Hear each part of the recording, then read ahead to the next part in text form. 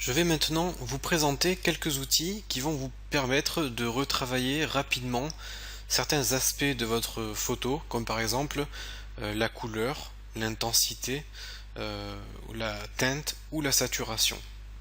Donc j'ai par exemple ici une photo qui est assez blanche, assez terne. Donc c'est soit que il y avait un petit peu trop de soleil, soit que la qualité de l'appareil n'était pas parfaite. Donc là, on a une image quand même qui est très pâle. Donc moi, ce que je voudrais, ça serait renforcer les couleurs de mon image afin d'avoir des couleurs beaucoup plus présentes et un peu plus flashy. Donc ce que je vais faire, c'est que je vais dupliquer mon calque ici afin de conserver le calque d'origine et d'appliquer mes effets sur une copie. Je vais venir ici dans mes outils et je vais sélectionner l'outil éponge. Donc l'outil éponge, c'est un outil qui va nous permettre de saturer ou de désaturer notre image. Alors la saturation permet de faire soit ressortir la couleur, soit de la faire un peu disparaître. Une image totalement désaturée est noir et blanc, et une image totalement saturée est très colorée. Donc là, je vais vous montrer ça. Je vais faire un cribouille rapide sur mon image. Donc on va laisser le temps au logiciel d'effectuer ses calculs. Voilà. Et là vous voyez que l'image a changé. Alors, lorsqu'on travaille de cette façon sur une image, il faut faire très attention de ne pas non plus rendre l'image trop irréelle. Donc là, comme vous voyez, il y a quand même une énorme différence entre la version maintenant et la version d'avant. On a l'impression qu'ici c'est du noir et blanc et là du très coloré. Donc là bien sûr, je suis allé un peu fort car vous voyez, si j'insiste trop, la peau devient rouge car elle devient trop saturée et on a un résultat qui n'est pas du tout réaliste. Donc lorsque vous travaillez sur une image, je vais vous montrer ça avec un pinceau, il ne faut pas travailler en 100% car lorsque vous allez faire un trait, votre trait va être opaque. Il faut toujours travailler avec des valeurs faibles, de l'ordre de 10-20%. Donc là vous voyez mon trait est transparent. Donc ce que je veux dire par là, c'est que lorsque on va appliquer une modification sur une partie de notre image, il faut toujours travailler avec des valeurs très faibles, de façon à avoir une image belle et non détruite. Dans le cadre de cette formation, je vais quand même mettre des valeurs un peu plus élevées pour que vous puissiez avoir quelque chose de visuellement parlant pour vous, mais le mieux est de prendre son temps pour travailler une image et de faire plusieurs passages plutôt que de faire un seul passage mais avec des valeurs trop élevées. Donc au plus vous travaillez avec précision, au mieux sera votre image. Donc là on va par exemple cliquer un petit peu sur le visage pour ajouter de la couleur un petit peu partout. Je vais cliquer sur le vêtement en bas. On peut également cliquer hop sur le décor de façon à ce que les arbres soient un peu plus verts. Et donc au lieu d'avoir une image trop blanche, on va redonner de l'éclat, de la couleur à tous nos éléments sur l'image. Donc là, je vais venir masquer le calque du dessus. Comme ça, vous allez pouvoir voir hop, la différence entre avant et après. Vous voyez qu'on a redonné un peu de couleur. Donc là, lorsqu'on travaille sur une image, il ne faut pas trop modifier l'image d'origine, sinon on a quelque chose qui n'est pas très réaliste, mais je vais faire exprès d'aller un petit peu plus loin et de renforcer cette couleur de façon à bien vous montrer la différence au niveau du résultat entre avant et après.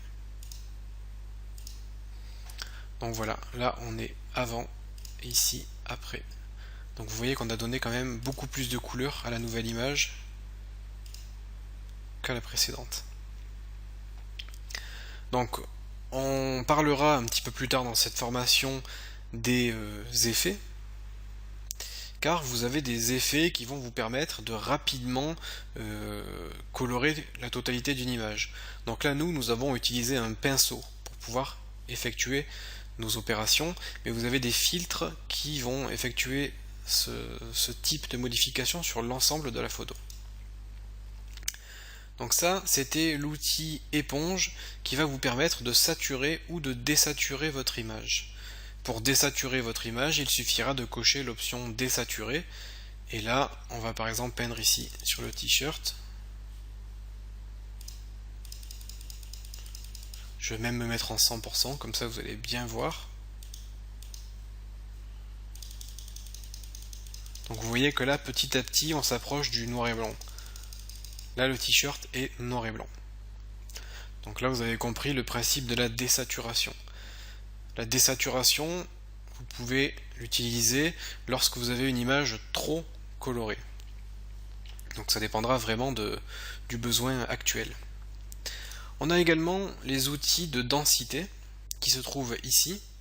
Et encore une fois, il va falloir travailler avec des valeurs très basses, notamment pour l'outil densité. On va se mettre à moins de 10%. Et j'aime bien travailler sur les tons foncés, car si on travaille sur les tons clairs, les modifications vont être un peu trop visibles. Donc encore une fois, je vais faire exprès de mettre des valeurs un peu plus hautes pour que vous puissiez voir le résultat sur l'image.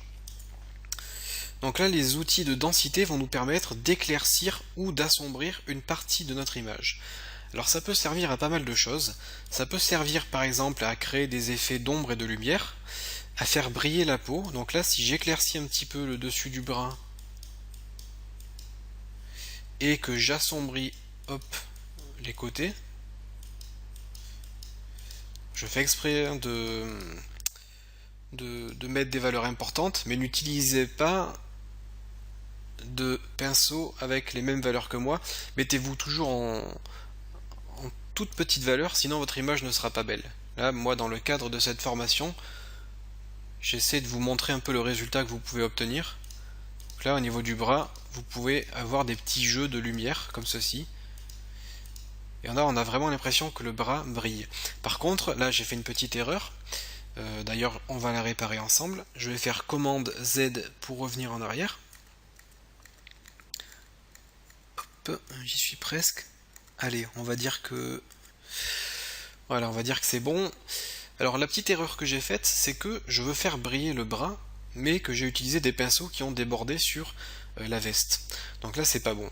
On a vu dans la vidéo précédente qu'il était possible de sélectionner qu'une partie de notre image. Par exemple, si je veux sélectionner juste le bras, eh bien, avec mon stylo magique, je vais pouvoir faire une sélection que sur le bras. Ainsi, je vais pouvoir appliquer mon effet de lumière que sur une partie du bras.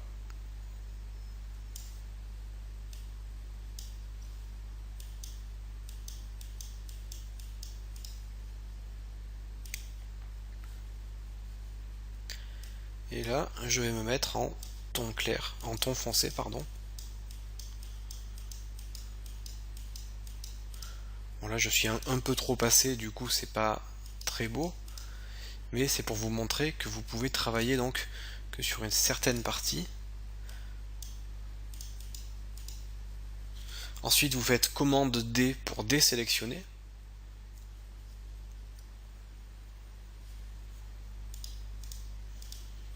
Et là, vous pouvez vous amuser à changer les ombres et les lumières sur la peau. Alors, je vais vous montrer une autre petite utilité de cet outil. Par exemple, ici, au niveau du nez, on a un tout petit renfoncement, un peu comme une fossette sur la joue, mais sauf que là, on a l'ombre, en fait, ici, et on a un petit creux. Donc je vais juste ajouter un tout petit peu de couleur à mon image.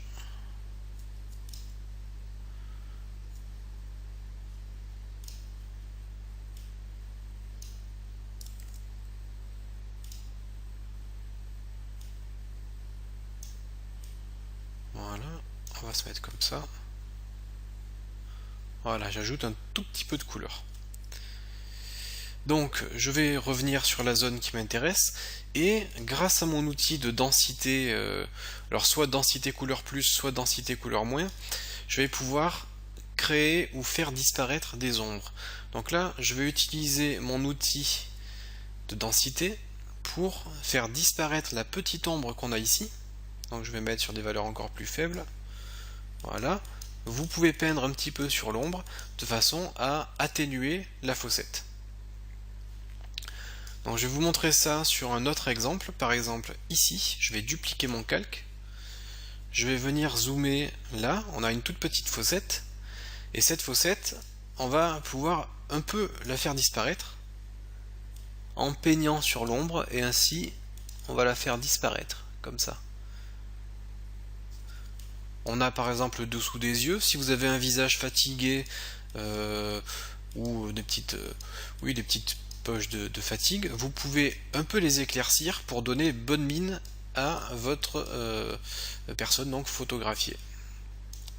Donc vous voyez, je repasse plusieurs fois, tout simplement parce que j'ai mis des valeurs très faibles. Du coup, ça ne se verrait pas si je ne passais pas plusieurs fois. Mais le fait de mettre des valeurs faibles, ça va me permettre de ne pas détruire mon image. Donc là, on ne peut pas forcément bien voir si le résultat est mieux maintenant ou avant. Mais ce que je vais faire, c'est que je vais donc masquer le calque que je viens de modifier. Et là, on peut voir avant et après. Là, c'est avant et là, c'est après.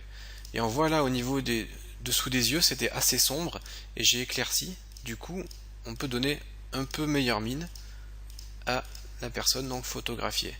Vous avez également la petite fossette qui était ici et vous pouvez la faire disparaître en retravaillant les ombres. Donc là, la photo est parfaite. Mais vous voyez qu'il y a quand même eu un flash, vous pouvez le voir dans les yeux de la personne, il y a quand même eu un flash pour prendre cette photo, et la peau est assez blanche.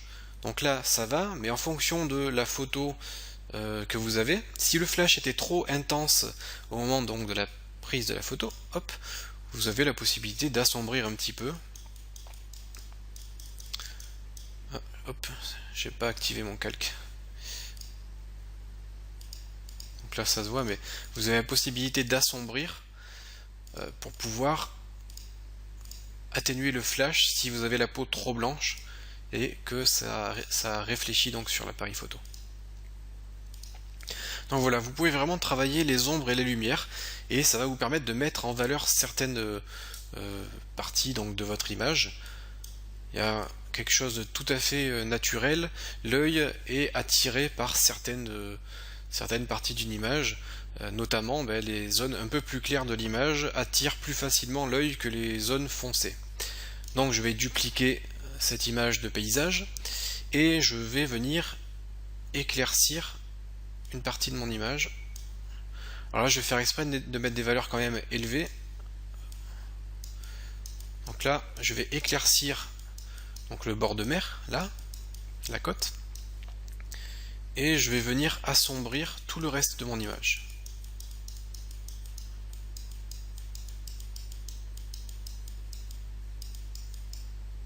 Oups, là je me suis trompé. Là je me suis trompé, j'ai oublié de changer mon outil, hop, c'est pas grave. Je vais recommencer. Donc on a dit, on va éclaircir ici la côte, voilà. Donc là j'ai un peu trop éclairci, mais c'est voulu, c'est pour que ça puisse bien se voir. On va assombrir un peu le contour, comme ceci.